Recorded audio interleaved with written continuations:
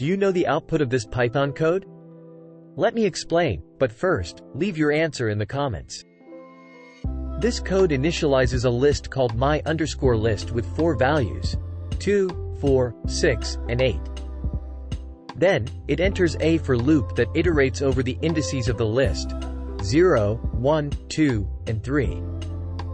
For each index, it adds 1 to the corresponding element of the list. Finally, it prints out the entire list. To see why the correct answer is 3, 5, 7, 9, step through the code. In the first iteration of the loop, I is 0. So the first element of my_list, which is currently 2, is incremented by 1 to become 3. In the second iteration, I is 1.